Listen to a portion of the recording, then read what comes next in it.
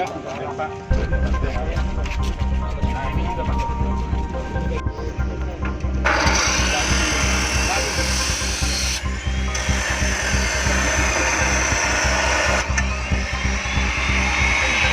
Kejari, kegiatan hari ini apa Pak?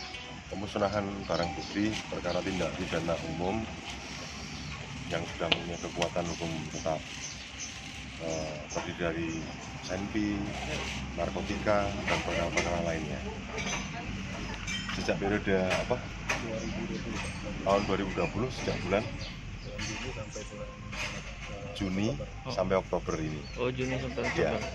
Pak, ini yang kasus yang sudah ikrah ya Pak? Ya, perkara-perkara yang barang buktinya sudah mempunyai kekuatan hukum tetap, sudah inkrah, sehingga wajib untuk dilaksanakan sesuai putusan.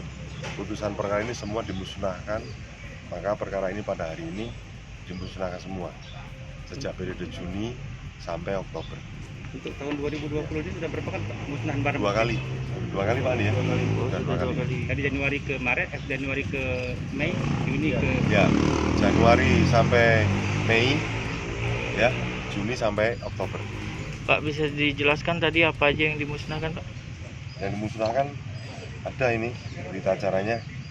Narkotika terdiri dari 80 berkas perkara yang terdiri dari sabu-sabu sebanyak 404 bungkus atau sebanyak 780 gram.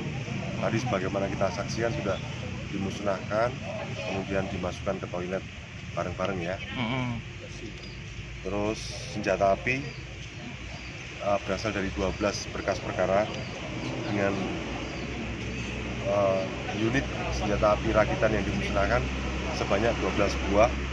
Senjata tajam terdiri dari 22 berkas perkara dengan jumlah senjata tajam sebanyak 32 berkas perkara. Ada beberapa pakaian juga dan barang bukti lainnya yang kita musnahkan pada hari ini. Oke, Pak. Ya. Pak, kalau misal ini tanggapan dari Pak kasus ini Pak, lebih meningkat atau gimana Pak dari sebelumnya? Dari periode berikutnya, pemusnahan sebelumnya dan tahun lalu, alhamdulillah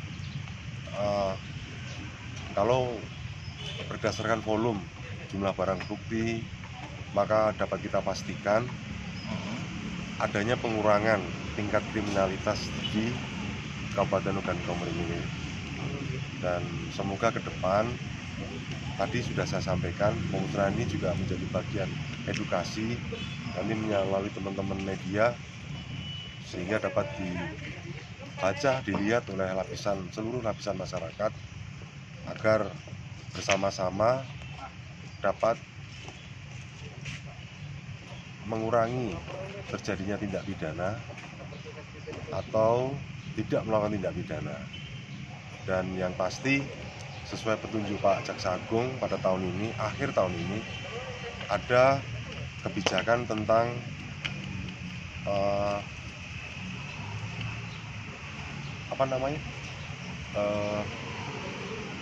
justice restoratif, di mana perkara tidak mesti harus dilanjutkan ke pengadilan, karena ada beberapa perkara yang dapat diselesaikan tanpa harus ditingkatkan ke pengadilan atau litigasi. Misalnya pencurian dengan jumlah kerugian yang tidak banyak, atau apabila kerugian itu sudah diganti, kemudian adanya perdamaian, maka kita dapat memberi petunjuk ke penyidik agar perkara tersebut tidak berlanjut ke pengadilan. Atau perkara-perkara yang dapat didamaikan, misalnya ada perkara penganiayaan, jika memang itu bisa didamaikan di penyidikan, maka kita akan berikan petunjuk ke penyidik untuk tidak dilanjutkan. Atau kalau perdamaiannya ada pada saat setelah dilimpahkan ke kita dapat membuat berita acara untuk kita laporkan ke pimpinan agar perkara tersebut tidak berlanjut ke pengadilan.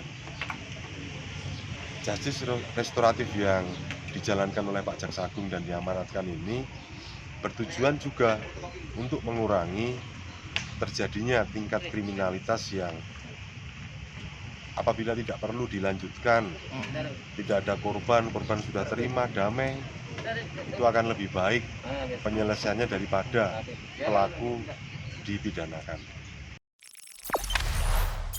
Jangan lupa subscribe, share, komen, dan like ya.